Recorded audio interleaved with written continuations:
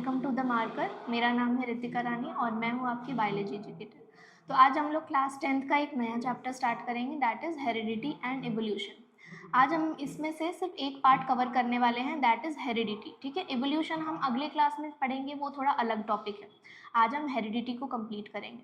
So let's start with heredity. अब देखो, यहाँ पर हमारे पास दो टर्म्स है, इनहेरिटेंस और वेरिएशंस। ठीक है, हमारे पास सबसे पहले दो टर्म्स आते हैं, इनहेरिटेंस और वेरिएशन।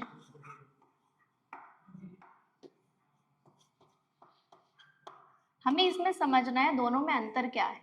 देखो, इनहेरिटेंस मतलब कि कोई भी कैरेक्टरिस्टिक जो हमें अपने पेरेंट्स से मिला होता है। ठीक है, कोई सा भी कैरेक्टरिस्टिक जो हमें अपने पेरेंट्स से मिला होता है। तो पासिंग डाउन, इनहेरिटेंस के लिए हम क्या लिख सकते हैं, passing of a characteristic,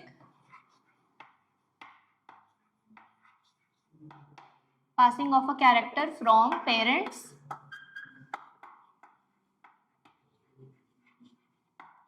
to offspring। offspring मतलब बच्चे। ठीक है, तो जो भी हमें अपने पेरेंट्स से मिला है उस प्रोसेस को हम क्या कहते हैं, इनहेरिटेंस। इनहेरिट होकर हमें मिला है। ठीक है, अब वेरिएशन क्या होता है, तो जो भी कैरेक्टर हमें मिला है तो एग्जैक्टली टू कॉपी हमें अपने पेरेंट्स से नहीं मिला होता है। ठीक है, उसमें कुछ ना कुछ चेंजेस होते हैं। जैसे आपकी एनसीईआरटी में एक एग्जाम्पल दिया है attached and free year lobes का। कान तो सबको मिला है, कान मम्मी पापा में भी थे, दादा दादी में भी थे, सब में थे।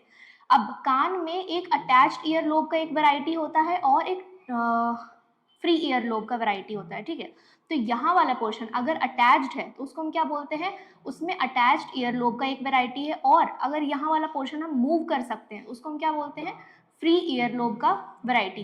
तो यहाँ पर हमारे पास ईयर लोब्स में दो वेरिएशंस आ रहे हैं। ठीक है, तो वेरिएशंस मतलब कि डिग्री ऑफ चेंज। ठीक है, degree of change of character which was inherited।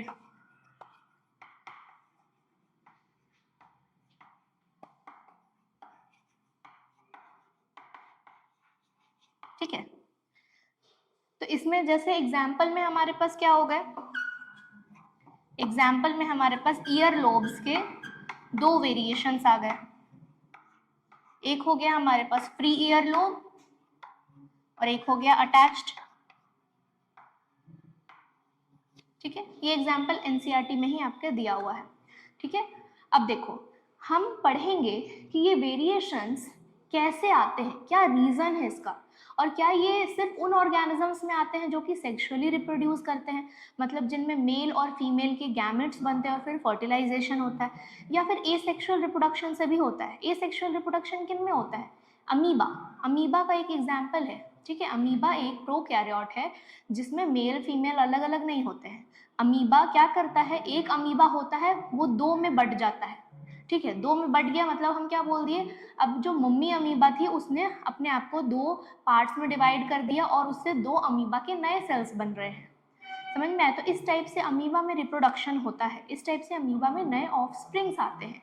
हमारे में क्या होता है, मम्मी पापा के जो गैमेट्स होते हैं वो मिलते हैं, फिर क्या बनते हैं, बच्चे। तो ये होता है सेक्सुअल रिप्रोडक्शन। तो हमें देखना है कि सेक्सुअल रिप्रोडक्शन में ये वेरिएशंस कैसे आ रहे हैं और एसेक्सुअल रिप्रोडक्शन में वेरिएशंस कैसे आ रहे हैं। देखो, वेरिएशंस जो हैं वो हमने बोला अटैच्ड और फ्री ईयर लोब, और भी बहुत टाइप के हो सकते हैं। जैसे देखो, घर में अगर कोई मेहमान आएगा तो वो बच्चे को देखकर क्या बोलता है, अरे इसकी नाक तो पापा पर गई है, या इसके ये फेशियल फीचर ये मम्मी पर गई है ना। तो नाक या फिर आँख या कोई सा भी फेशियल फीचर मम्मी पापा पर गए हैं, पर एग्जैक्टली तो नहीं है ना।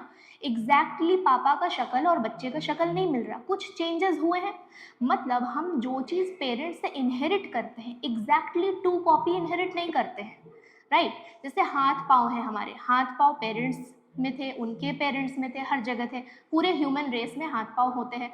अब किसी के हाथ लंबे होंगे, किसी के नहीं होंगे, किसी के हाथ की ये कलाई होगी, ये पतली होगी, किसी की चौड़ी होगी, किसी के नेल्स बहुत ही लंबे होते हैं, किसी के नेल्स चौड़े होते हैं। तो बहुत सारे वेरिएशंस है, किसी के हाथ में ज़्यादा हेयर्स होते हैं, किसी में कम हेयर्स होते हैं, ठीक है। ऐसे बहुत सारे मल्टीपल वेरिएशंस होते हैं जो हम अपने मम्मी पापा, उन्होंने अपने मम्मी पापा और उनके अपने मम्मी पापा से इनहेरिट किए हुए होते हैं। समझ में आया? तो चलो हम पहले देखते हैं कि ये जो वेरिएशंस होते हैं ये सेक्सुअल रिप्रोडक्शन में कैसे आते हैं और एसेक्सुअल रिप्रोडक्शन में कैसे आते हैं। देखो एक एग्जाम्पल दिया, एक डायग्राम दिया हुआ है एनसीईआरटी में एसेक्सुअल रिप्रोडक्शन में वेरिएशंस को एक्सप्लेन करने के लिए। क्या डायग्राम है? ये एक ऐसा गोला बना हुआ है, यहाँ पर 4 साइड में अलग अलग टाइप के फीचर्स है। ये हमने अलग अलग चॉक के कलर से हम ड्रॉ कर देते हैं, ठीक है।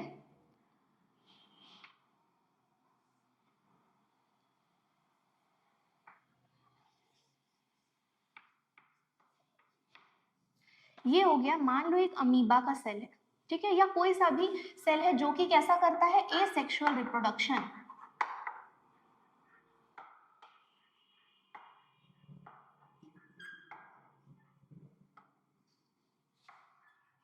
यहाँ पर ये क्या है, एसेक्सुअल रिप्रोडक्शन। तो हम क्या बोलेंगे, ये है पेरेंट, ठीक है। इससे जो पहली जनरेशन आएगी, इससे जो बच्चे आएंगे उनमें कुछ वेरिएशन हो सकता है, ठीक है। फॉर एग्जाम्पल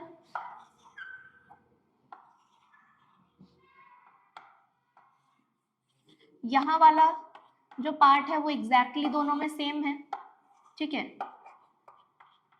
यहाँ वाले पार्ट में हम कुछ वेरिएशन कर सकते हैं। मान लो यहाँ वाला पार्ट जो हमने इस चॉक के कलर से ब्राउन से ड्रॉ किया था, अब ऐसा नहीं होगा, ये कुछ चेंज हो जाएगा,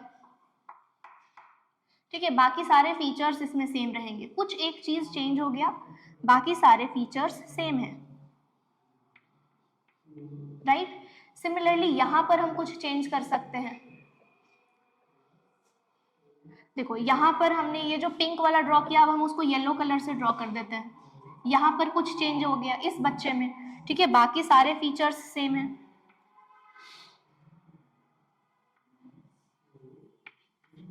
तो जब पेरेंट से ऑफस्प्रिंग बना तो वहां पर कुछ फीचर अलग हुए पेरेंट का, बाकी सारे स्ट्रक्चर ऐसा ही है, बट एक जगह पर यहाँ पर चेंजेस आ गए, पिंक की जगह येलो, यहाँ पर चेंजेस आ गए, ब्राउन की जगह व्हाइट, ठीक है, कुछ एक चीज चेंज आ गया। और ये दोनों भी एक दूसरे से अलग है, ये दोनों सेम नहीं है, ये दोनों भी एक दूसरे से अलग है कुछ फीचर से। तो ये होता है सेक्सुअल रिप्रोडक्शन में। ये क्यों होता है? ये होता है कुछ गलतियां हो जाती है, ठीक है, कुछ मिस्टेक्स हो जाते हैं in making gene copies।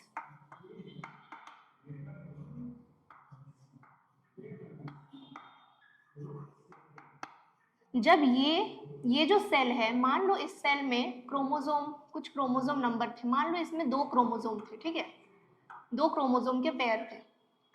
अब ये कॉपी होगा, ये 4 बनेंगे, ये 2 से 4 बनेंगे तो ही ये फिर डिवाइड हो जाएगा, 2 इसमें चला जाएगा, 2 इसमें चला जाएगा। तो जब ये कॉपी हो रहा था, जब ये 4 बन रहे थे, वहां पर कुछ मिस्टेक्स हो गए, वहां पर जो मिस्टेक्स हो गए उसके वजह से ये वेरिएशंस आ गए, ये वाला पार्ट और ये वाला पार्ट, इसमें जो चेंजेस आए वो इस वजह से आए क्योंकि यहाँ पर जब जीन का नंबर डबल हो रहा था तो कुछ गलतियां हो गई, ठीक है। इस वजह से एसेक्सुअल रिप्रोडक्शन में ऐसे वेरिएशंस आते हैं। अब देखो सेक्सुअल रिप्रोडक्शन में वेरिएशंस होने के बहुत दूसरे रीजन हो सकते हैं, ठीक है। सेक्सुअल रिप्रोडक्शन में हम वेरिएशंस पढ़ते हैं किन रीजन से हो सकते हैं। अब देखो सेक्सुअल रिप्रोडक्शन में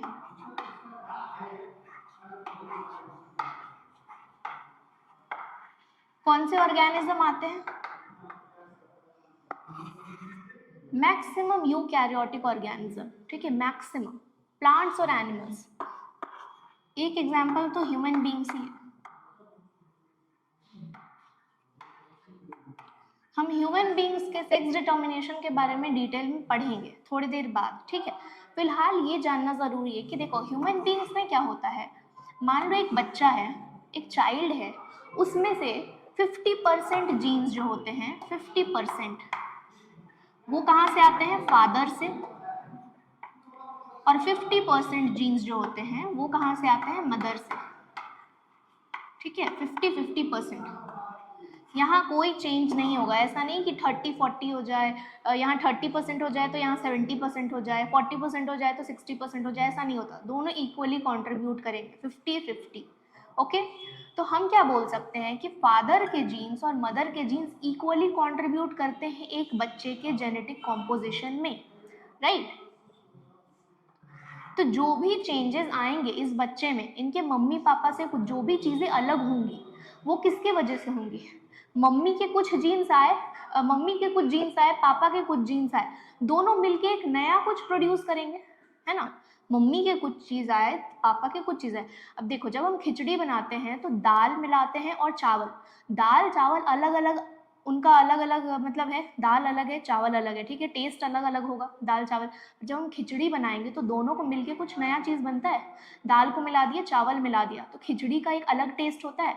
तो सिमिलरली मम्मी के जीन्स 50%, पापा के जीन्स 50%, बच्चे में क्या बनेगा, कुछ अलग कॉम्बिनेशन, बच्चा कुछ अलग कैरेक्टरिस्टिक लेकर आएगा, कुछ अलग वेरिएशंस लेकर आएगा, राइट। उसमें से कुछ चीज़ें मम्मी से मिलती होगी, कुछ चीज़ें पापा से मिलती होंगी। तो ये रीजंस है सेक्सुअल रिप्रोडक्शन करने वाले ऑर्गेनिज्म में वेरिएशंस का। ओके, नाउ अब देखो हमें क्या करना है, हमें बेसिकली पढ़ना है मेंडल के बारे में। मेंडल एक साइंटिस्ट थे, ठीक है, साइंटिस्ट थे मेंडल, और वो क्या पढ़ते थे, उनको मैथ्स बहुत पसंद था, उनको बायोलॉजी बहुत पसंद था। तो उन्होंने दोनों में काम किया, मैथ्स में भी काम किया है, बायोलॉजी में भी काम किया है। और मेंडल ने कुछ एक्सपेरिमेंट्स किए मटर के प्लांट पर, ठीक है, पी प्लांट, जो हम मटर आजकल खाते हैं ना, आजकल मार्केट में बहुत मटर मिल रहे हैं, तो मटर वही एग्जैक्टली वही मटर का प्लांट को लेकर मेंडल ने कुछ एक्सपेरिमेंट्स किए और हमें पूरा प्रोसेस एक्सप्लेन किया कि कैसे इनहेरिटेंस होता है, कैसे वेरिएशंस आते हैं, ठीक है, पूरी चीज़ को मेंडल ने एक्सप्लेन की। हमें मेंडल की वही चीज़ों को समझना है सिंपल भाषा में, ठीक है।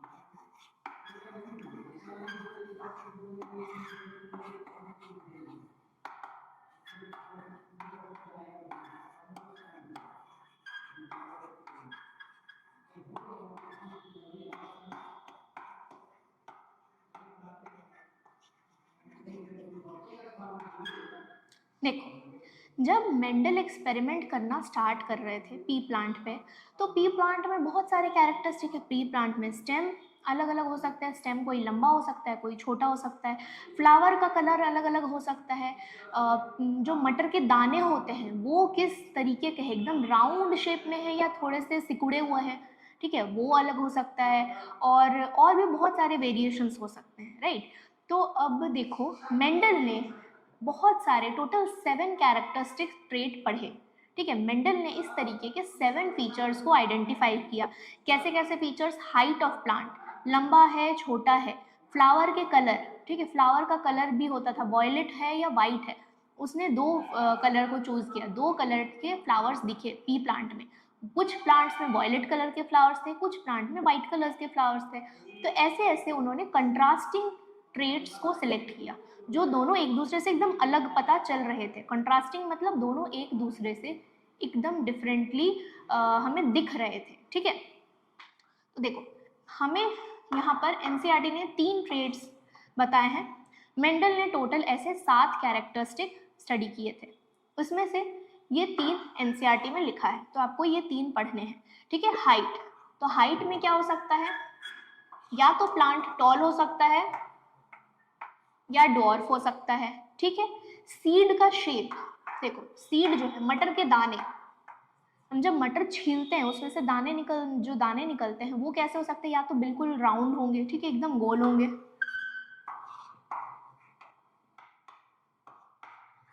या तो रिंकल्ड होंगे, ऐसे थोड़े से सिकुड़े हुए होंगे। ओके, ये 2 तरीके के हो सकते हैं, दिख जाएगा, देखने से एकदम साफ पता चलेगा ये एकदम गोल है या सिकुड़े हुए हैं। अब देखो, फ्लावर का कलर क्या दिखा उनको,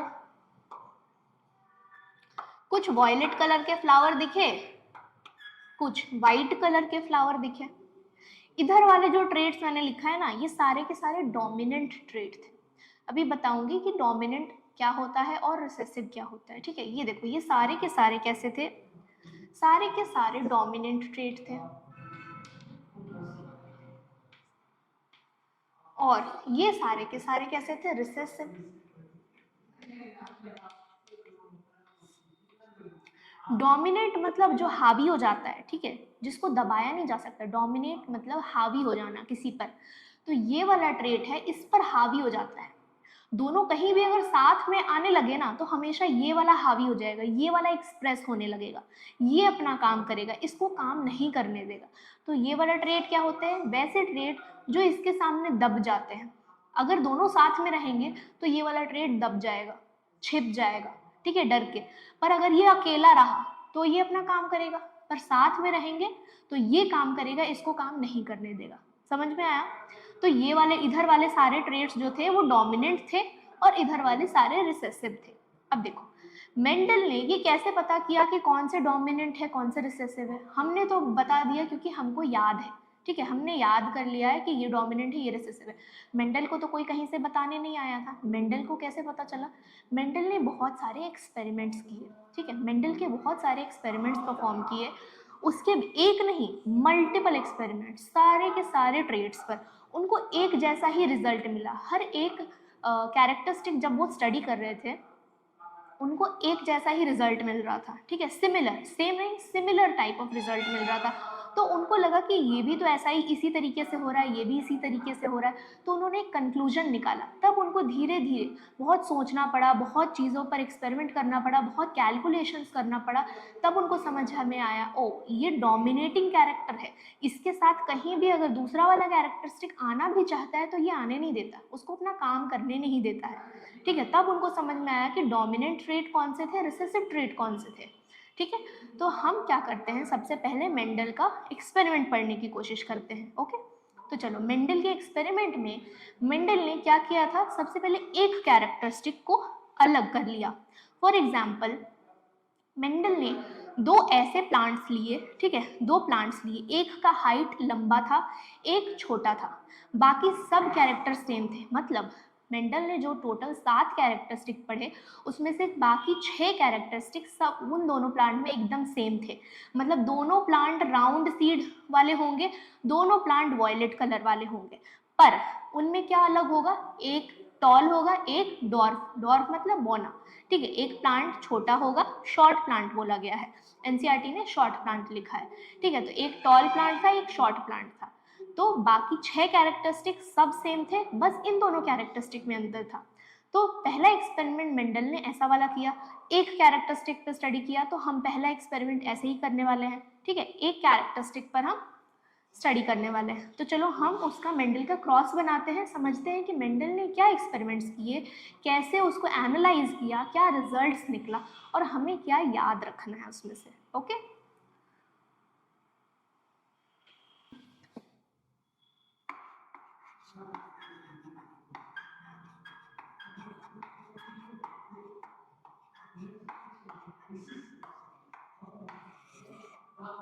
देखो जो हमने बोला ना कि मेंडल ने एक कैरेक्टरिस्टिक मतलब हाइट ऑफ द प्लांट को सेलेक्ट किया।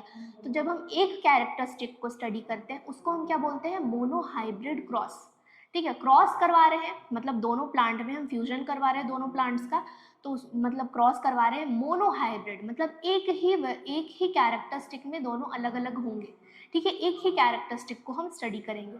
यहाँ पर हम क्या स्टडी कर रहे हैं, हाइट ऑफ द प्लांट। जो कैरेक्टरिस्टिक है वो क्या है, हाइट ऑफ द प्लांट। तो यहाँ पर मोनोहाइब्रिड में हम कौन सा कैरेक्टर पढ़ रहे हैं,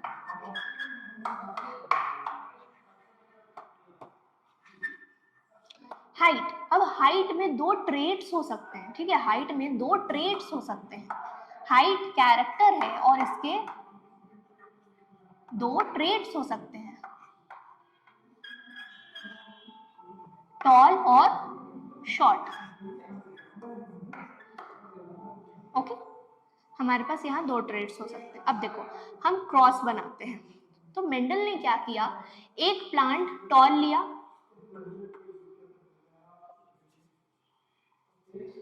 एक प्लांट टॉल लिया, एक प्लांट शॉर्ट लिया, ठीक है। मेंडल ये इनको हमने क्या बोल दिया, पेरेंट्स। ये मम्मी पापा हो गए, ओरिजिनल मम्मी पापा, ठीक है, ओरिजिनल पेरेंट्स। तो इनको हमने क्या बोल दिया, पेरेंट्स, पेरेंट जनरेशन। ठीक है, जब भी हम पेरेंट की बात करेंगे हमेशा इनकी बात करेंगे, इनके बच्चे भी होंगे उनके बच्चे भी होंगे, ठीक है, पर जब भी हम पेरेंट जनरेशन बोलेंगे तो हमेशा इनको बोलेंगे। इनके बच्चे के बच्चे जब हो रहे हैं उनको हम, उसके पहले वाले जनरेशन को हम पेरेंट नहीं बोलेंगे, ठीक है। देखो ये हो गए पेरेंट्स। यहाँ से जो बच्चे बने, ठीक है, यहाँ से जो भी बच्चे बने क्रॉस करने के बाद वो सब के सब टॉल थे।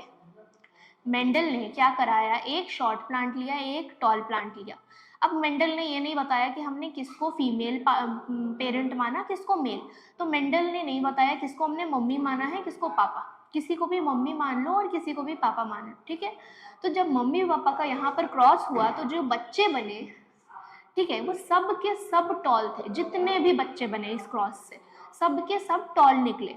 इसको हमने क्या कहा, इस जनरेशन को हमने बोला F1 जनरेशन। फुल फॉर्म है फिलियल 1 जनरेशन, ठीक है, F1 जनरेशन। अब देखो इस F1 जनरेशन के भी आगे बच्चे होंगे, ठीक है, इस F1 जनरेशन के भी आगे बच्चे होंगे।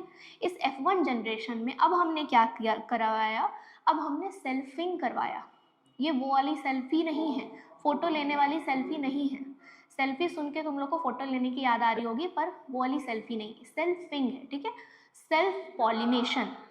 यहाँ पर हमने क्या कराया था, क्रॉस पॉलिनेशन। क्यों,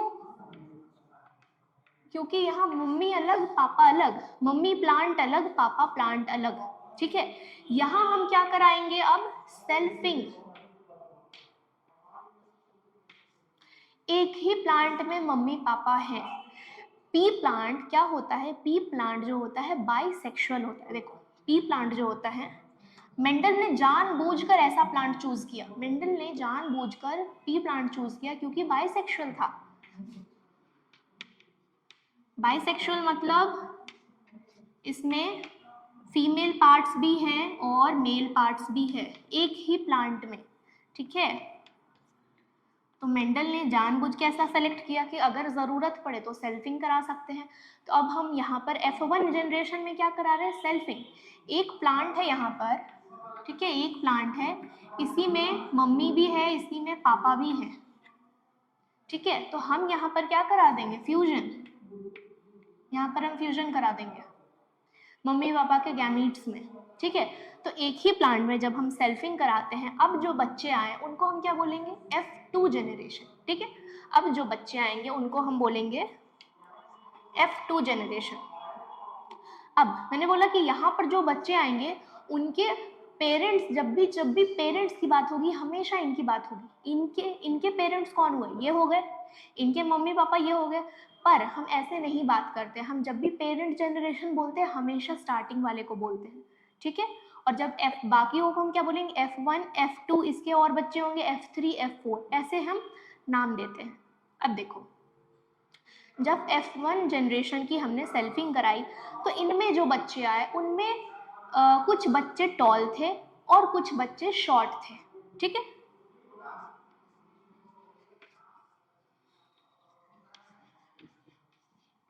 यहाँ पर जो बच्चे आए उनमें से कुछ टॉल थे कुछ शॉर्ट थे। पर अब मेंडल को समझ में नहीं आ रहा था कि भाई जब पेरेंट्स में से कोई भी शॉर्ट था ही नहीं, इसके जो मम्मी पापा है, हम क्या बोलते हैं, मम्मी पापा वाले कैरेक्टरिस्टिक हम में ट्रांसफर होंगे, राइट। तो मम्मी पापा में से कोई भी शॉर्ट है नहीं, तो इसमें से बच्चे शॉर्ट कैसे हो गए।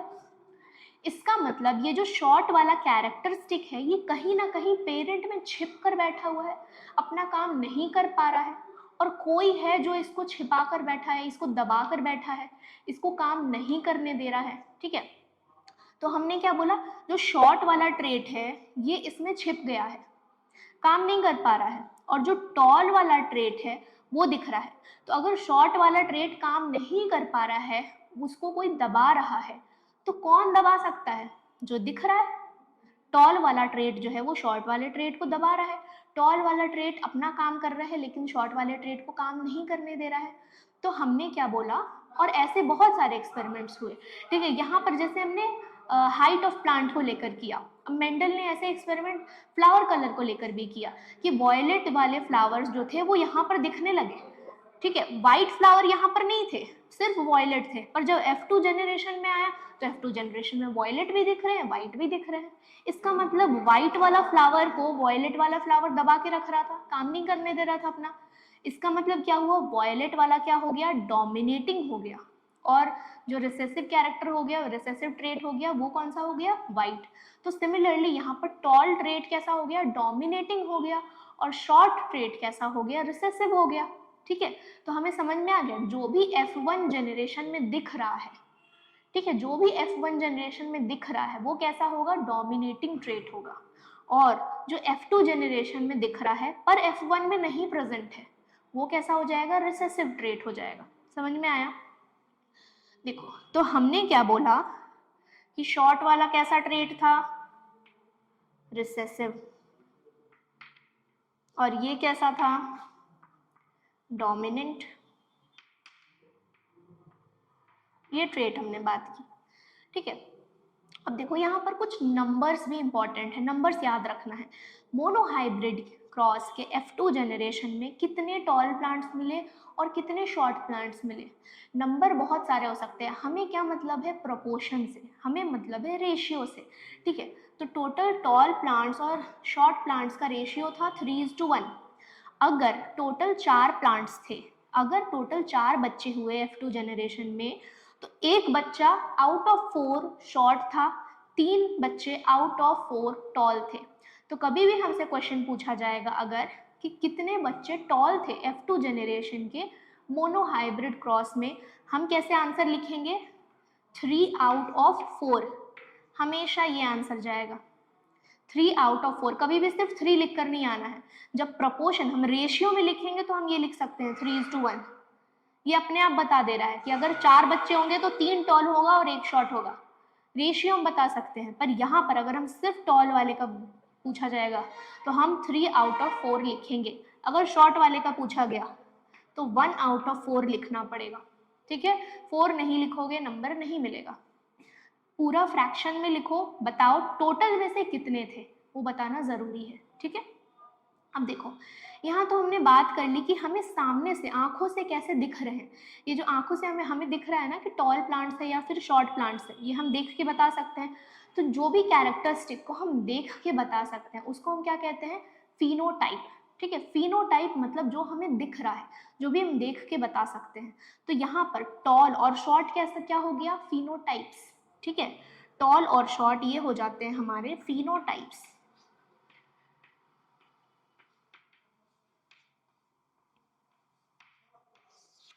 तो phenotypic ratio of F2 generation of monohybrid cross.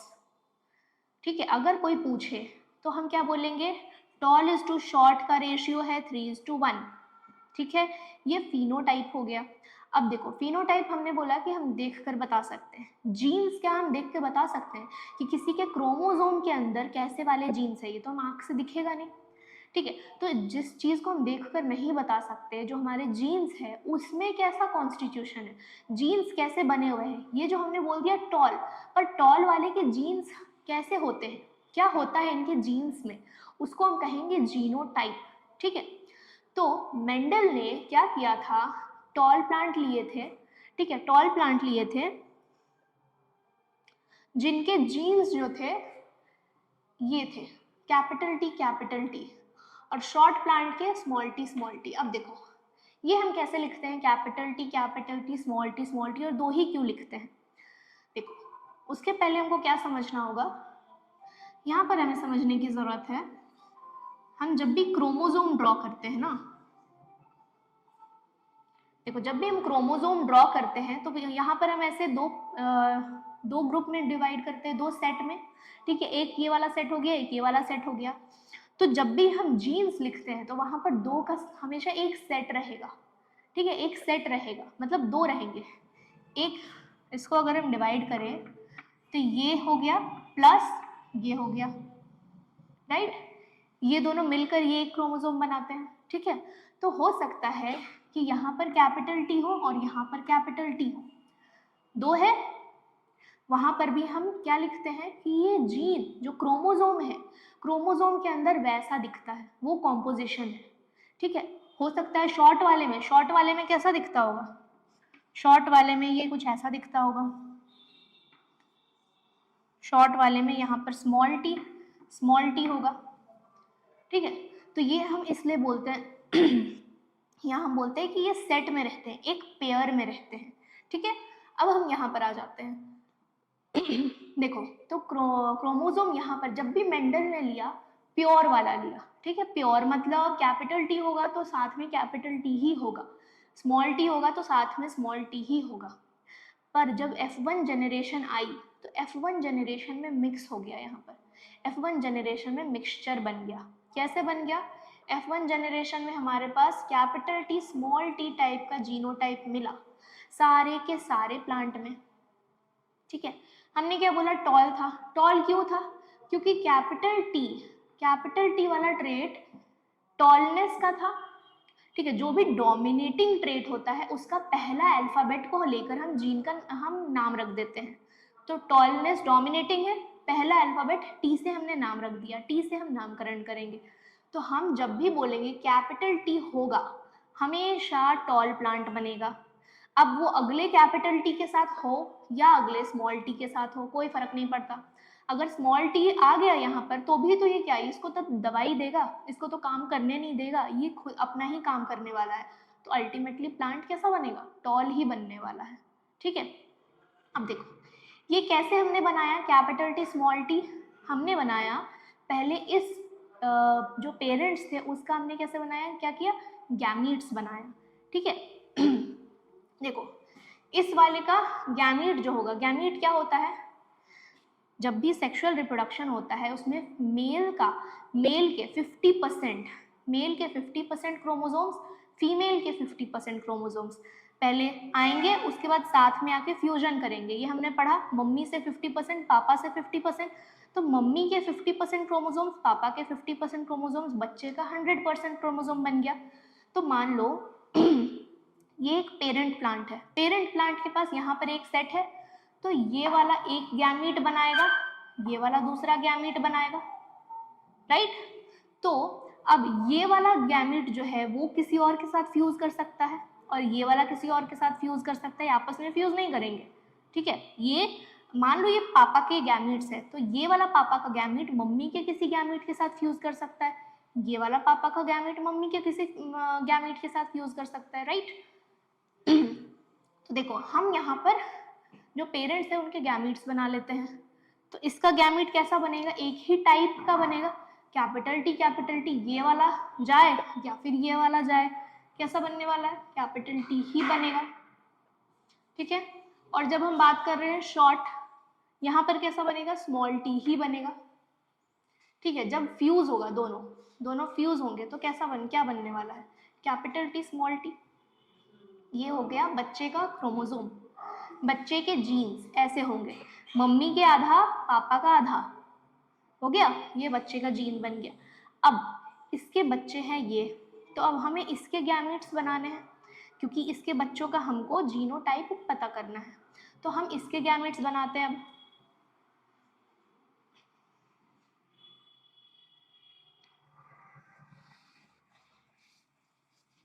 चलो नेक्स्ट हम इसके गैमेट्स बनाते हैं।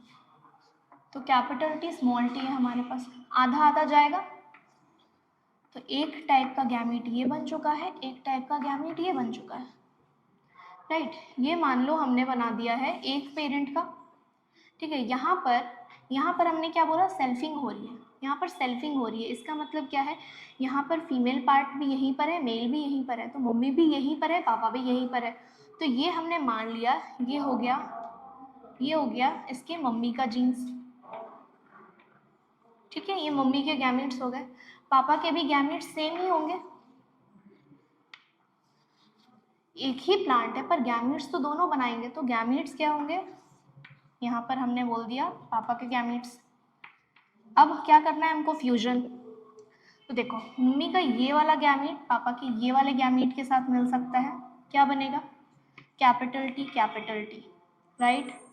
मम्मी का ये वाला गैमेट पापा के ये वाले गैमेट के साथ मिल सकता है, क्या बनेगा? Capital T small T. Next ये वाला गैमेट अब इसके साथ मिल सकता है, कैपिटल टी स्मॉल टी, और ये वाला गैमीट भी इसके साथ मिल सकता है, यहाँ पर क्या बनेगा स्मॉल टी स्मॉल टी। तो देखो जेनेटिक कॉम्पोजिशन कितने टाइप के बन रहे हैं, एक ये दोनों सेम है, ये अलग है, तो 3 टाइप के हमारे पास यहाँ पर जीनोटाइप्स हैं। अब बताओ फिनोटाइप में क्या मिलेगा, ये वाले प्लांट टॉल होंगे, ये दोनों भी टॉल होंगे क्योंकि कैपिटल टी और कैपिटल टी है, और ये वाला प्लांट जो है ये शॉर्ट होगा क्योंकि यहाँ पर कोई कैपिटल टी है ही नहीं। तो देखो मैच करो, हमने F2 जनरेशन में क्या बोला, 1 2 3 टॉल प्लांट्स मिले और एक शॉर्ट प्लांट मिला, वो हमारा हो गया फिनोटाइप, और फिनोटाइपिक रेशियो हो गया हमारा 3:1। ये हो गया हमारा जीनोटाइप। ये जो हमने बोला ये हो गया F2 जनरेशन का हमारा जीनोटाइप।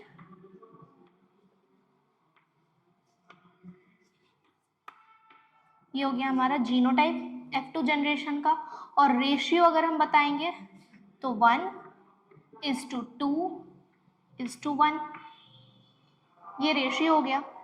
तो फिनोटाइपिक रेशियो और जीनोटाइपिक रेशियो क्लियर हो गया। ये हमने कंप्लीट किया है मेंडल का मोनोहाइब्रिड क्रॉस।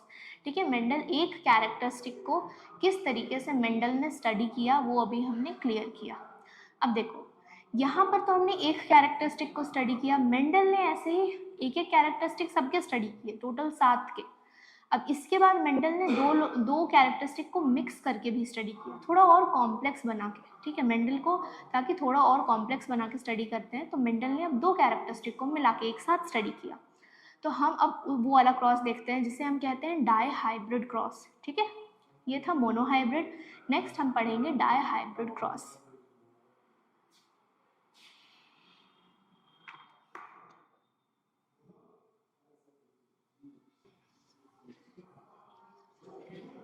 अब देखो जब हमें डाई हाइब्रिड क्रॉस पढ़ना है तो हम 2 कैरेक्टरिस्टिक्स को चूज करेंगे। तो एग्जाम्पल क्या दिया हुआ है आपके एनसीईआरटी में, एग्जाम्पल है कि टॉल और राउंड, ये 2 कैरेक्टरिस्टिक हम एक साथ ले रहे हैं। ठीक है, टॉलनेस जो हाइट ऑफ प्लांट हो गया, और सीड का शेप राउंड या रिंकल्ड। तो हम जब डाई हाइब्रिड क्रॉस पढ़ेंगे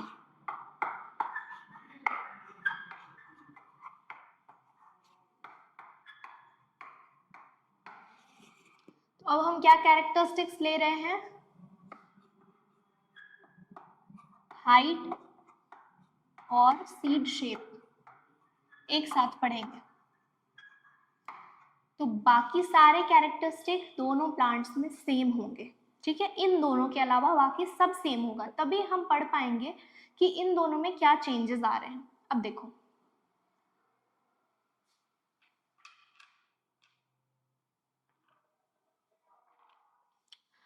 हम क्या ले रहे हैं, अब हाइट में टॉलनेस डोमिनेंट होता है, टॉल प्लांट डोमिनेंट होते हैं, तो हम अब क्या करेंगे टी लिख देते हैं टॉल के लिए। ठीक है, टी से बताएंगे, और सीड का शेप में राउंड वाला जो ट्रेट होता है वो डोमिनेटिंग होता है। तो हम अब क्या लिखेंगे, नाम जब हम नामकरण करेंगे तो राउंडनेस का RR। ठीक है, तो एक प्लांट लिया जो टॉल था और राउंड सीड था। ठीक है, एक प्लांट लेंगे जो शॉर्ट था और रिंकल्ड सीड था। ठीक है, इसको हमने क्या बोला, पेरेंट प्लांट्स। ये हो गए हमारे पेरेंट्स, राइट। अब देखो पेरेंट्स का जब हम क्रॉस कराएंगे तो क्या बनेगा, F1 जनरेशन। F1 जनरेशन में हमने क्या पढ़ा, कैसा आएगा, कैपिटल, जब ये दोनों कैपिटल टी स्मॉल टी का क्रॉस कराते थे क्या आता था, ये वाला। और अगर similarly capital R small R का क्रॉस होगा तो क्या आएगा, ये फीचर। तो ये डाई हाइब्रिड है, मोनो हाइब्रिड के जैसा ही फॉलो करेगा ट्रेंड। ठीक है, दोनों में। तो ये बनने वाला है प्लांट। तो प्लांट कैसा बनेगा, यहाँ पर अभी भी जो फिनोटाइप हमें देखेगा प्लांट का, यहाँ पर देखो टॉल है, राउंड सीड है, शॉर्ट है, रिंकल्ड सीड है। पर यहाँ पर क्या होगा, टॉल और राउंड सीड। ठीक है, जीनोटाइप अलग अलग हो गया है, पर हमें तो पता है ना कि स्मॉल आर और स्मॉल टी को दबा देता है कौन, कैपिटल टी कैपिटल आर, ठीक है, काम नहीं करने देगा। अब सिर्फ कैपिटल टी कैपिटल आर काम करेंगे, तो जब ये काम करते हैं तो कैसा बनेगा, टॉल बनेगा, राउंड बनेगा, ठीक है, ये होने वाला है, ये F1 जनरेशन। अब हम F1 जनरेशन की क्या कराते हैं, सेल्फिंग,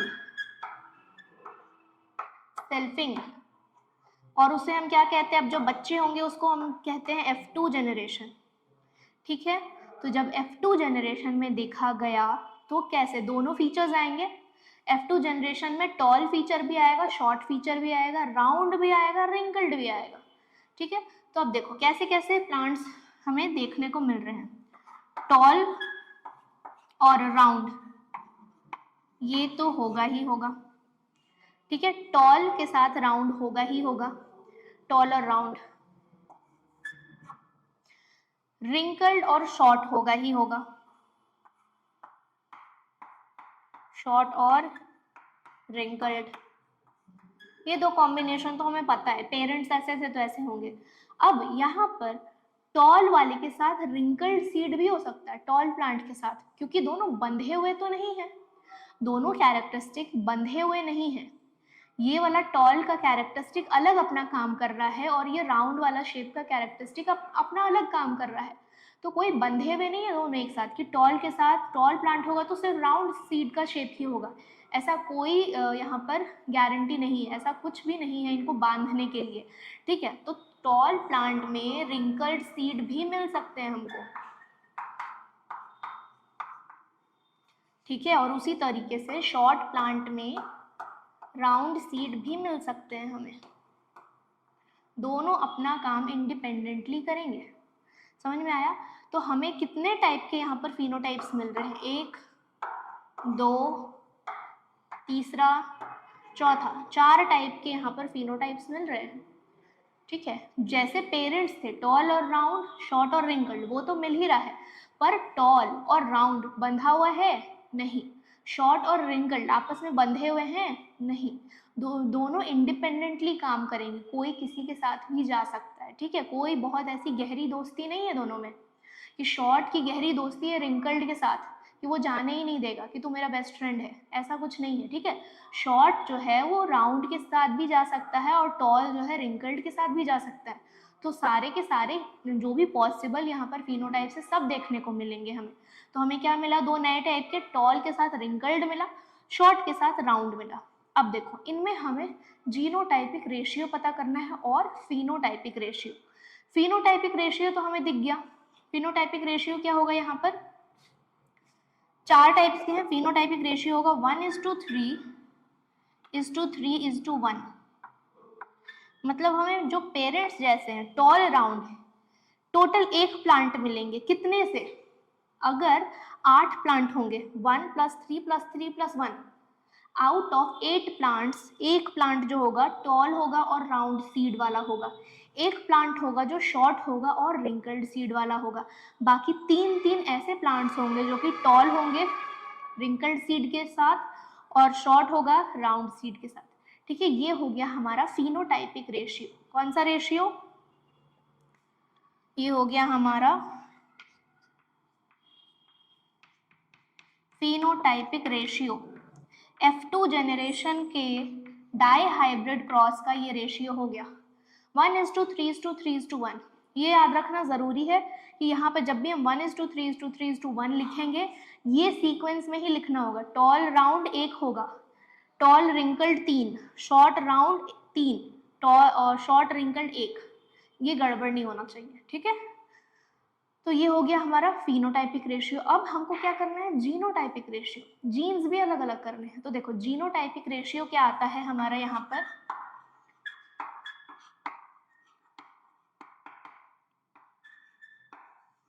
जीनोटाइपिक रेशियो हमारा जो होता है थोड़ा सा कॉम्प्लिकेटेड होता है, ये आता है 1:2:1 4:2, फिर से 1:2:1, ठीक है, ये रेशियो है। टोटल 9 अलग टाइप के, 1 2 3 4 5 6 7 8 9, टोटल 9 अलग टाइप के जीन्स कॉम्बिनेशन बनेंगे, ठीक है, जीनोटाइप्स, जीन के कॉम्बिनेशन जो होंगे 9 तरीके के होंगे। ओके, चलो इसमें तुम्हारे एनसीईआरटी में एक टेबल बनाया गया है जिसमें 2 और अलग अलग कैरेक्टरिस्टिक्स दिए हुए हैं, ठीक है, उनका भी सेम तरीके से इनहेरिटेंस होगा।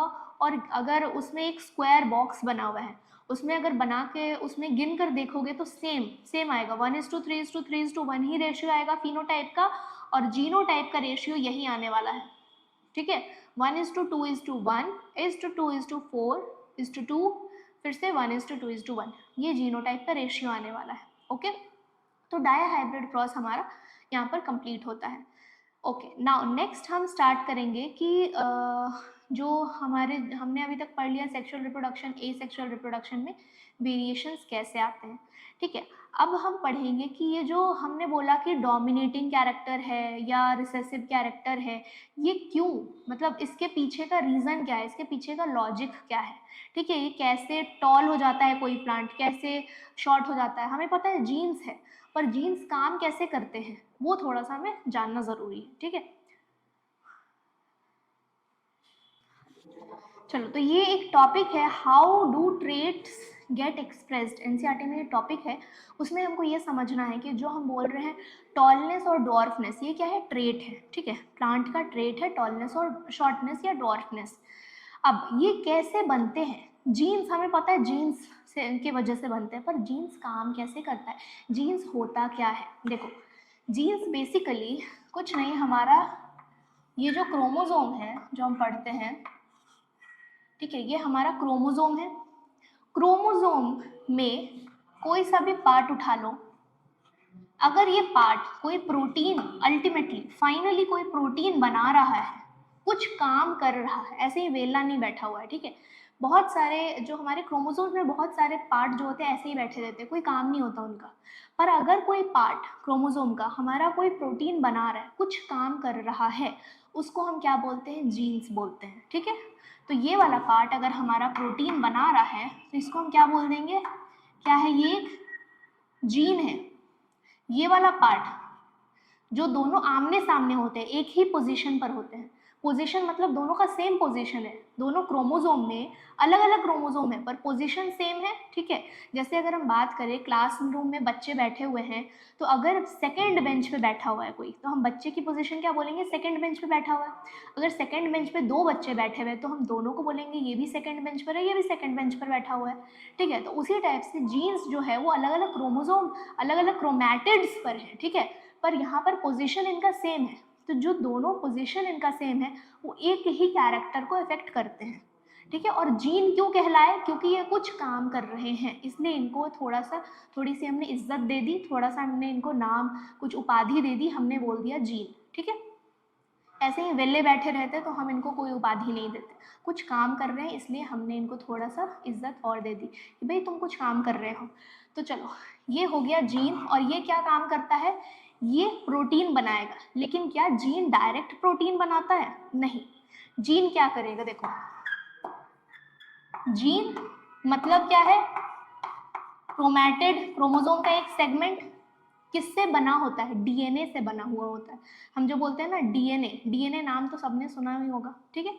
तो डीएनए जो हम बोलते हैं कि हर किसी में एक डीएनए का कॉन्स्टिट्यूशन होता है, कोई अगर कहीं पर कुछ भी टेस्ट कराना हो तो हम चेक कर लेते हैं कि इसका डीएनए यहाँ से मिला, उसका डीएनए वहाँ से मिला। कितने सारे क्राइम वाले जो सीरियल्स होते हैं, सावधान इंडिया, ठीक है, बहुत सारे जो सीरियल्स होते हैं उनमें क्या, क्राइम सीन पर से डीएनए उठा लो, इससे मैच कर लो, उससे मैच कर लो, है ना। तो डीएनए जो होता है वो अल्टीमेटली हमारा क्रोमोसोम बनाता है, ठीक है। तो जीन में भी क्या होगा, डीएनए होगा, ठीक है। तो डीएनए का काम क्या है, डीएनए से बनता है हमारा आरएनए। डीएनए से कभी भी डायरेक्ट प्रोटीन नहीं बनेगा, कभी भी किसी भी ऑर्गेनिज्म में, अमीबा हो, इंसान हो, प्लांट हो, जानवर हो, किसी में भी कभी भी डीएनए से डायरेक्ट प्रोटीन नहीं बनेगा। एक सिस्टम है, हमारी बॉडी एक सिस्टम से चलती है, ठीक है। तो डीएनए से हमेशा आरएनए बनेगा, और आरएनए से आगे जाके प्रोटीन बनेगा। और ये प्रोटीन बनना क्यों ज़रूरी है, क्योंकि हमारी बॉडी में ना सारा का सारा काम प्रोटीन करते हैं। डीएनए कोई काम नहीं करता, आरएनए कोई काम नहीं करता। ये बड़े लोग हैं, डीएनए आरएनए बड़े बड़े लोग हैं, ये खुद से जाके कोई काम नहीं करते, ये काम करवाते हैं। ठीक है, किससे काम करवाएंगे? प्रोटीन से। ये सिर्फ कॉल घुमाते हैं, ये सिग्नल देते हैं। ठीक है, फोन घुमाएंगे, सिग्नल देंगे, प्रोटीन से सारा काम, ग्राउंड लेवल पर जो भी काम होगा हमारी बॉडी में, कोई भी काम हो रहा है, हम कुछ काम कर पा रहे हैं या नहीं कर पा रहे हैं, हमारे आँख का कलर जो है, हमारे बालों का जो कलर है, बालों का टेक्सचर है, हमारे जो नेल्स का कलर है, टेक्सचर है, कितना अच्छा है, नेल्स की क्वालिटी नहीं है, सब प्रोटीन की वजह से होता है। सब कुछ बॉडी में जो भी काम हो रहा है सब कौन करता है? प्रोटीन। ठीक है, तो प्रोटीन अब हमारा कैसा बन रहा है उस पर डिसाइड होगा कि हमारे बॉडी में जो भी हम ट्रेट्स देख पा रहे हैं। अब देखो, किसी के बाल बहुत ही लंबे हैं, क्यों? उनमें कुछ ऐसे प्रोटीन बन रहे हैं जो कि बाल को लंबे बना रहा है। किसी के बाल बहुत ही घने हैं, क्यों? क्योंकि कुछ अलग टाइप के उनमें प्रोटीन्स बन रहे हैं जिसकी वजह से बाल घने हो रहे हैं। तो जब हम बोलते हैं कि प्लांट्स टॉल है या डॉर्फ है, ठीक है, तो प्लांट्स में भी कुछ ऐसे प्रोटीन बन रहे हैं। ठीक है, तो प्लांट्स में क्या कंडीशन हो सकता है? देखो, प्रोटीन बन रहे हैं तो कुछ ऐसे प्रोटीन बनेंगे जो कि बहुत ही अच्छे से काम करेंगे, तो हाईली एफिशिएंट प्रोटीन हम बोलेंगे, प्रॉपरली काम कर रहे होंगे।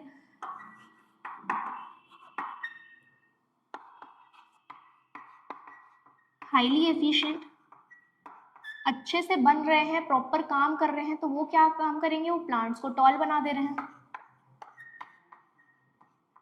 और ये प्रोटीन अगर डीएनए से मैसेज आ रहा है आरएनए को, आरएनए से मैसेज, आरएनए काम कर रहा है प्रोटीन बनाने का। ठीक है, प्रोटीन अल्टीमेटली सारा काम कर रहा है। प्रोटीन अगर इतना अच्छा नहीं बना है या कम बना है या बिल्कुल भी नहीं बना है तो उस हिसाब से क्या होगा? प्लांट का हाइट शॉर्ट हो जाएगा, क्योंकि प्रोटीन है ही नहीं, प्लांट को टॉल करने वाला प्रोटीन की कमी है, इस वजह से प्लांट शॉर्ट हुआ है। प्लांट को शॉर्ट करने के लिए कोई अलग से प्रोटीन नहीं बना, टॉल होने वाले प्रोटीन नहीं बने हैं या कम बने हैं या ऐसे बने हैं जो अच्छे से काम नहीं कर पा रहे हैं, इस वजह से प्लांट शॉर्ट बना है। ठीक है, तो इसकी कमी के वजह से ऐसे प्रोटीन जो टॉल बनाते हैं प्लांट को, उसकी कमी के वजह से क्या बन रहा है? प्लांट शॉर्ट बनेगा। तो यहाँ हम क्या बोलेंगे?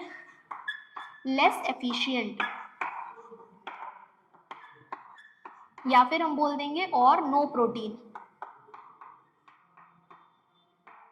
ठीक है, तो वो क्या करेगा? प्लांट को शॉर्ट बना देगा, मतलब प्लांट टॉल नहीं बनेगा तो शॉर्ट ही रह जाएगा। ठीक है, शॉर्ट बना नहीं देगा, प्लांट टॉल नहीं होगा, लंबा नहीं होगा, तो वो शॉर्ट ही रह जाएगा। समझ में आए? तो इस तरीके से बॉडी में सारे काम करते हैं। अब देखो, हमने बोला वॉयलेट कलर के फ्लावर्स होते हैं और वाइट कलर के फ्लावर्स होते हैं, तो क्या वायलेट के लिए अलग प्रोटीन बन रहा है जो फ्लावर को वॉयलेट कलर दे रहा है और वाइट के लिए अलग प्रोटीन बन रहा है जो फ्लावर को वाइट कलर दे रहा है? नहीं, एक प्रोटीन बनता है जिसके बनने की वजह से फ्लावर में कलर वॉयलेट आएगा, अगर वो नहीं बना तो फ्लावर वाइट कलर का रह जाएगा। ठीक है, ये होता है, ऐसे काम करते हैं जीन्स, ये होता है जीन एक्सप्रेशन, ये होता है हाउ ट्रेट्स आर एक्सप्रेस्ड। ठीक है, ओके, नेक्स्ट टॉपिक है हमारे पास सेक्स डिटर्मिनेशन, कि हमें पता करना है कि जो ऑफस्प्रिंग्स है, ठीक है, जो भी बच्चे पैदा हुए हैं वो मेल होंगे फीमेल होंगे, ये कौन डिसाइड करेगा? कैसे डिसाइड हो सकता है? ठीक है, इसको हमें, एक कॉन्सेप्ट है, इसका एक मेथड है, हर किसी में अलग अलग तरीके से डिसाइड होता है। इंसेक्ट्स में अलग तरीके से डिसाइड होगा, ह्यूमंस में अलग तरीके से डिसाइड होगा, और भी जो ऑर्गेनिजम्स उनमें अलग अलग तरीके हो सकते हैं डिसाइड करने का। ठीक है, तो वो हम अभी डिटेल में स्टडी करते हैं।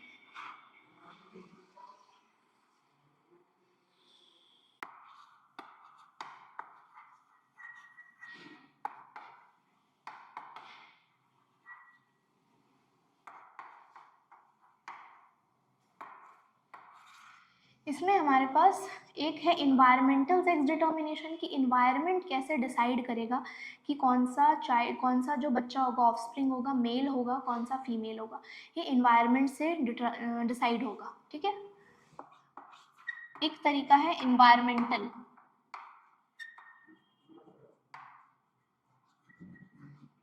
देखो, इन्वायरमेंटल टाइप का सेक्स डिटर्मिनेशन कहाँ पर होता है? एक होता है इंसेक्ट्स में, और एक होता है स्नेल्स में, और एक होता है रेप्टाइल्स में। ठीक है, एक होता है स्नेल्स में और एक होता है रेप्टाइल्स में।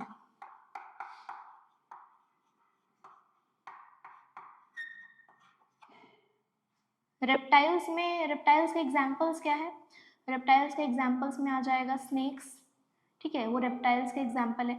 तो बहुत सारे ऐसे रेप्टाइल्स होते हैं, स्नेक, लिजर्ड, ये सब रेप्टाइल्स है, ठीक है, जो रेंगने वाले होते हैं, मैक्सिमम रेप्टाइल्स होते हैं। तो देखो रेप्टाइल्स में क्या होता है कि टेम्परेचर पर डिसाइड होगा, ठीक है, टेम्परेचर पर डिसाइड होगा कि जो बच्चा होगा वो कैसा होगा, मेल होगा या फीमेल होगा। रेप्टाइल्स क्या करते हैं? एग ले करते हैं, एग लेइंग होते हैं, ठीक है। सिर्फ मैमल्स होते हैं जो कि बच्चा पैदा करते हैं, बाकी सब अंडा देते हैं, ठीक है, अंडा देते हैं, अंडे में से बच्चे निकलेंगे। तो रेप्टाइल्स के जब अंडे होते हैं, फर्टिलाइज्ड एग जो होते हैं, बच्चे कैसे उसमें से निकलेंगे और बच्चे क्या होंगे, मेल होंगे या फीमेल होंगे, वो डिपेंड करेगा कि अंडों को किस टेम्परेचर में रखा गया है, ठीक है। रेप्टाइल्स एग ले करते हैं और उसको किस टेम्परेचर में रखा गया है, एक टेम्परेचर, हर किसी का एक टेम्परेचर रेंज होता है। मान लो 35 डिग्री से कम टेम्परेचर में कोई एग है या 35 डिग्री से ज़्यादा टेम्परेचर में कोई एग है, तो वो मेल हो सकता है या फीमेल हो सकता है, ठीक है, एक टेम्परेचर रेंज होता है। तो टेम्परेचर डिसाइड करेगा रेप्टाइल्स में कि जो भी एग होगा उसमें से जो बच्चे निकलेंगे वो मेल होंगे या फीमेल होंगे। अब देखो नेक्स्ट है हमारे पास स्नेल्स, एक हो गया रेप्टाइल्स, एक है स्नेल्स। स्नेल्स का क्या केस है? स्नेल्स में अगर डिसाइड हो भी जाए, एक बार बच्चा पैदा हो गया, मेल हो गया या फीमेल हो गया, अब वो अपने लाइफ टाइम में कभी भी अपना सेक्स चेंज कर सकते हैं, मेल वाला फीमेल बन सकता है, फीमेल वाला मेल बन सकता है। हमारे में ऐसा नहीं होता है, हमारे में ऐसा होने लगता तो ब्लंडर हो जाता, ठीक है, हमारे में ऐसा नहीं हो सकता, हम कॉम्प्लेक्स ऑर्गेनिजम्स हैं, इसीलिए हमारे में ये हमें छूट नहीं मिली है। हमारे में सब कुछ उल्टा सीधा हो जाएगा, सब कुछ गड़बड़ हो जाएगा, ठीक है, बहुत बड़ा ब्लंडर हो जाएगा अगर हमें जब मन करा मेल बन गए, जब मन करा फीमेल बन गए, ऐसा हो सकता। तो ये हमें शक्ति नहीं मिली है, ठीक है, ये शक्ति किसे मिली है? सिर्फ स्नेल्स को मिली है कि वो जब मन चाहे फीमेल बन सकते हैं, जब मन चाहे मेल बन सकते हैं। तो उनमें जेनेटिकली डिसाइड नहीं होता, ठीक है। इनमें क्या है, एक बार टेम्परेचर का एक्सपोजर चाहिए, एक बार फीमेल बन गए या मेल बन गए तो वही रहेंगे। स्नेल्स में ऐसा नहीं होता है, स्नेल्स में वो चेंज कर सकते हैं, ओके। नेक्स्ट आ जाते हैं जिनमें जेनेटिकली डिसाइड होता है कि मेल होगा या फीमेल। जैसे एग्जाम्पल कौन हो गए, हम ह्यूमन बींग्स में जेनेटिकली डिसाइड होगा, हमारे जीन्स ही डिसाइड करेंगे, हम डिसाइड नहीं कर सकते अपने मन से। किसी को मेल बनने का मन कर रहा है, वो अपने मन से डिसाइड नहीं कर सकता है, ठीक है। तो नेक्स्ट हम क्या पढ़ेंगे, जेनेटिकली जिसमें डिसाइड होता है, ठीक है।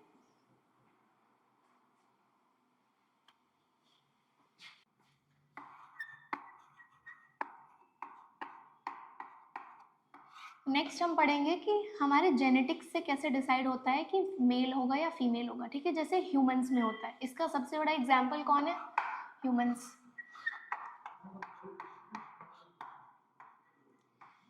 देखो हमारे पास कितने क्रोमोसोम्स हैं वो हमें जानना है। हमारे पास मेल हो या फिर फीमेल हो, हमारे पास टोटल 46 क्रोमोसोम्स होते हैं, ठीक है। मेल हो या फिर फीमेल हो, टोटल नंबर ऑफ क्रोमोसोम्स 46 है। इसमें से 44 क्रोमोसोम्स जो होते हैं वो हमारे ऑटोसोम्स होते हैं, मतलब एकदम सेम होंगे, मेल फीमेल में सेम होंगे, सेम टाइप का कैरेक्टर को कंट्रोल करेंगे, ठीक है। 44 क्रोमोसोम जिनको हम कहते हैं ऑटोसोम्स। 44 क्रोमोसोम्स या हम कह ले 22 पेयर्स, ठीक है, 22 पेयर्स या 44 क्रोमोसोम, ये ऑटोसोम्स कहलाते हैं। अब देखो इसके अलावा हमारे पास होता है XX या फिर XY, ठीक है। अगर 44 के अलावा XX हो गया हमारे पास, तो वहां पर क्या बन जाएगा, वहां पर फीमेल होगी। और अगर ये XY हो गया मेल। ये कब डिसाइड होता है? ये हमारे जब पैदा भी नहीं होते हैं, ठीक है, तब डिसाइड हो जाता है, जब हम एक सेल के होते हैं, जाइगोट, ठीक है, मेल का गैमीट जो स्पर्म है और फीमेल का गैमीट जो ओवम है, जब फर्टिलाइज करता है तो क्या बनता है? जाइगोट। जब हम इस स्टेट में रहते हैं उसी टाइम डिसाइड हो जाता है कि बच्चा फीमेल होने वाला है या मेल होने वाला है, ठीक है। उसको चेंज नहीं किया जा सकता, हम चेंज नहीं कर सकते अपने मन से। तो जेनेटिक कॉम्पोजिशन, और इसमें से भी स्पर्म्स, स्पेसिफिकली स्पर्म पर डिसाइड होगा, कौन सा स्पर्म आके फ्यूज कर रहा है एग के साथ, वो डिसाइड करेगा कि बच्चा मेल होगा या फीमेल होगा। कैसे, देखो हमने क्या बोला, फीमेल जो होती है एक्स एक्स होती है, मेल जो होते हैं एक्स वाई होते हैं। अब देखो कैसे होता है ये हम अभी समझते हैं। तो हम बोलते हैं कि जब भी गैमीट्स बनेंगे तो फीमेल के आधे सेट, ठीक है, आधा क्रोमोसोम जाएगा गैमीट में, मेल का आधा जाएगा। मतलब जब भी गैमीट्स, गैमीट्स मतलब फीमेल में ओवम गैमीट्स होता है जो फर्टिलाइजेशन में हेल्प करते हैं, जो दो सेल्स आकर फर्टिलाइजेशन में फ्यूज होते हैं उनको हम गैमीट्स बोलते हैं, ठीक है। सेक्सुअल रिप्रोडक्शन गैमीट्स के हेल्प से होता है। अब देखो मान लो यहाँ पर फीमेल गैमीट बन रहा है, तो फीमेल गैमीट में कौन से कितने क्रोमोसोम्स होंगे, 44 का आधा 22 प्लस एक्स जाएगा, ठीक है। एक्स एक्स होते हैं तो कोई सा भी एक्स जाए, टाइप तो एक ही बनेगा ना, 22 प्लस एक्स, तो फीमेल गैमेट एक ही टाइप का बनता है 22 प्लस एक्स, ठीक है। चलो एक और बना ही लेते हैं, 22 प्लस एक और एक्स, ठीक है। दो मान लिया हमने कि दो बने हैं, एक सेल से दो सेल बन रहे हैं, बन गए 22 प्लस एक्स 22 प्लस एक्स, ठीक है, कोई फर्क नहीं है दोनों में, दोनों एक्स एक्स हैं। अब मेल गैमेट बनाते हैं,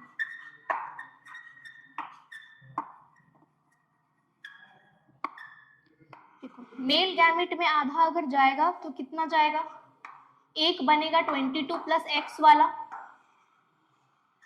दूसरा बनेगा 22 प्लस वाई वाला,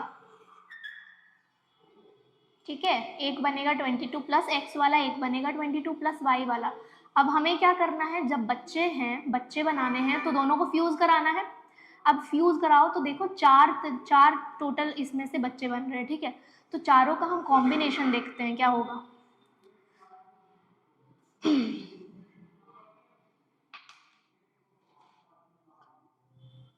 देखो पहला कॉम्बिनेशन क्या होगा, इसका और इसका, पहला कॉम्बिनेशन यहाँ पर बनेगा, तो यहाँ पर 22 प्लस एक्स एक्स, हमें पता है जब भी एक्स एक्स सॉरी 44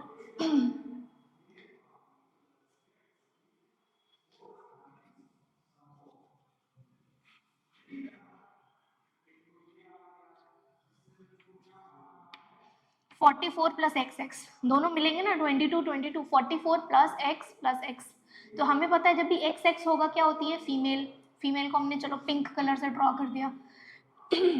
अब देखो ये वाला जो है ये इसके साथ फ्यूज किया, ये वाला भी तो इसके साथ फ्यूज कर सकता है, टाइप एक ही है पर करके देखते हैं।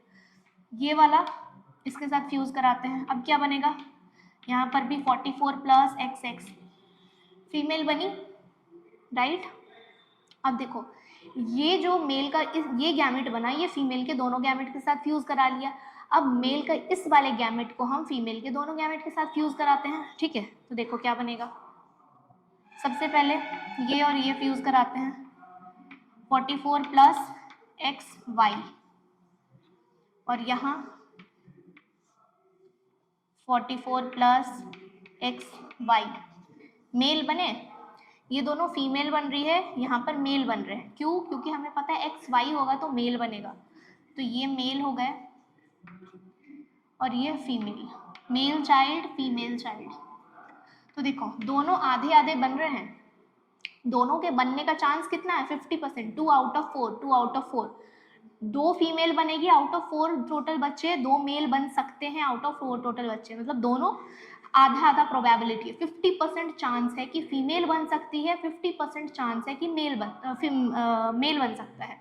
देखो तो 50-50% चांस है, 50% चांस है जो बच्चा पैदा होगा वो लड़का होगा, 50% चांस है जो बच्चा पैदा होगी वो लड़की होगी, ठीक है। 50-50% चांस है। अब देखो यहाँ पर डिसाइड कौन कर रहा है, किसके गैमेट्स डिसाइड कर रहे हैं कि लड़का पैदा होगा या लड़की पैदा होगी। फीमेल के गैमेट्स को देखो, दोनों ही XX है, ठीक है, दोनों ही X है, और मेल और फीमेल में दोनों एक X है। तो क्या फीमेल का गैमेट कर सकता है कोई डिसाइड कि फीमेल का गैमेट से क्या लड़का डिटरमाइन हो सकता है? बिल्कुल नहीं हो सकता है, क्योंकि मेल में एक X है, फीमेल में भी एक X है, और यहाँ पर फीमेल गैमेट से एक X आ रहा है। तो देखो फीमेल का जो गैमेट है वो एक X फीमेल को भी प्रोवाइड करेगी और एक X मेल को भी दे रही है, ठीक है। फीमेल का गैमेट्स से एक ही X जाएगा, मेल को भी फीमेल को भी, तो कोई अंतर नहीं है। पर जब मेल का गैमेट आता है तो वहां पर क्या है, एक जगह X है, एक जगह Y है। तो अब मेल का गैमेट किसके साथ जाके फ्यूज करता है, ठीक है, मेल का कौन सा वाला गैमेट जाके फ्यूज करता है, X वाला या Y वाला, वो डिसाइड करेगा कि लड़का होगा या लड़की होगी, ठीक है। तो मेल का अगर Y चला गया फीमेल के कोई से भी X के साथ तो कैसा होगा, मेल हो रहा है। मेल का X चला गया फीमेल के कोई से भी X के साथ तो फीमेल हो रही है। तो हमें क्या पता चला कि मेल के गैमेट्स पर डिपेंड करता है कि जो बच्चा पैदा होगा वो फीमेल होने वाला है या मेल होने वाला है। तो कहीं से भी यहाँ पर फीमेल गैमेट की कोई गलती है नहीं है, ठीक है। फीमेल गैमेट्स रिस्पॉन्सिबल नहीं है, तो अल्टीमेटली फीमेल्स रिस्पॉन्सिबल नहीं होती है कि बच्चा जो है वो मेल पैदा होगा या फीमेल पैदा होगी, ठीक है। आज भी बहुत ऐसे लोग हैं जिनकी सोच ये है कि लड़कियों को जिम्मेदार माना जाता है, ठीक है, औरतों को जिम्मेदार माना जाता है कि लड़की हो रही है लड़का हो रहा है, पर डिसाइड कौन करता है, मेल के जो गैमेट्स होते हैं वो डिसाइड करते हैं। उसमें भी गलती मेल की नहीं है, क्योंकि वो एक चांस इवेंट होता है, मेल कंट्रोल नहीं कर सकता है कि कौन से वाले स्पर्म्स फीमेल के ओवम के साथ फ्यूज़ करेगा। गलती किसी की भी नहीं है, ये सिर्फ एक चांस इवेंट होता है, ओके। तो यहाँ पर कंप्लीट होता है हमारा हेरिडिटी टॉपिक। नेक्स्ट क्लास में हम करने वाले हैं एवोल्यूशन, ठीक है। वहाँ पर हम देखेंगे कि जो भी ऑर्गेनिज्म, जो भी प्राणी बने हैं, ठीक है, आज तक हम इंसान इतने कॉम्प्लेक्स प्राणी बने हैं, हमारे पूर्वज हमसे पहले और क्या क्या ऑर्गेनिजम्स बन चुके हैं, कैसे बने, धरती पर आए कैसे, कहाँ से ये पूरी धरती बनी है, कैसे शुरुआत हुआ, सब कुछ, लाइफ कैसे आया, ठीक है, ये सब हम समझेंगे इवोल्यूशन वाले पार्ट में, ठीक है। तो यहाँ पर हमारा ये टॉपिक कंप्लीट होता है, अगले क्लास में हमारा ये चैप्टर ख़त्म हो जाएगा, ओके। तो आई होप सबको समझ आया हो, एंड थैंक यू इतने देर तक सुनने के लिए। और प्लीज़ कोशिश करना समझने की, थोड़ा सा मुश्किल टॉपिक है क्रॉस वाला जो है, मेंडेलियन क्रॉस, तो अगर एक बार में ना समझ में आए थोड़ा सा रिपीट मोड में देख लेना और प्रैक्टिस करके, ठीक है, नोट्स बनाओ खुद से और प्रैक्टिस करके पढ़ो, क्योंकि अगर नोट्स नहीं बनाओगे, सिर्फ बोर्ड पर देख देख के समझने की कोशिश करोगे, तो अभी चलो समझ आ भी गया पर वो याद नहीं रहने वाला है, ठीक है। हमें हमेशा से बोला जाता था लिख लिख के पढ़ो, क्यों लिख लिख के पढ़ो, क्योंकि हम जब खुद से लिखते हैं ना वो चीज़ें हमें याद रहती है। तो हमेशा खुद से नोट्स बनाओ, दूसरे के नोट्स उठाकर फोटोकॉपी कराने से कोई मतलब नहीं है। तो दूसरे के नोट्स उठाकर फोटोकॉपी करा के मत पढ़ो, वो याद नहीं रहने वाला। आधी चीज़ें तो समझ भी नहीं आएगी, दूसरों की हैंडराइटिंग समझ में भी नहीं आती है कई बार, तो वहाँ पर तो कन्फ्यूजन में ही रह जाएंगे कि क्या लिखा है क्या नहीं लिखा है। खुद से बनाओगे थोड़ा सा टाइम लगेगा एक बार में, नोट्स हमें हर बार थोड़ी बनाना होता है, एक बार बनाते हैं फिर बार बार रिवाइज करते हैं, एक बार थोड़ा सा टाइम एक्स्ट्रा लगेगा, 1 घंटे एक्स्ट्रा लग जाएंगे, कोई बात नहीं, अगले बार रिवीजन हम फास्ट कर पाएंगे, हमारा खुद का टाइम बचेगा, हमें समझ अच्छा आएगा, हमारी प्रैक्टिस होगी, हमें लंबे टाइम तक याद रहने वाला है, ठीक है। तो ये सिर्फ आपको कहने के लिए नहीं है, मैं भी अभी तक मैं खुद भी यही करती हूँ, अपने नोट्स खुद ही बनाती हूँ, पढ़ के आती हूँ तभी आपको पढ़ाती हूँ, ठीक है। तो आज भी मैं किसी का दिया हुआ नोट्स पढ़ के नहीं आती हूँ, है ना, अपने नोट्स खुद बनाती हूँ, ओके। तो आप लोग भी ये कोशिश करो, खुद से अपने नोट्स बनाओ, उससे पढ़ो, ठीक है। चलो, थैंक यू वेरी मच, और मिलते हैं हम लोग नेक्स्ट क्लास में।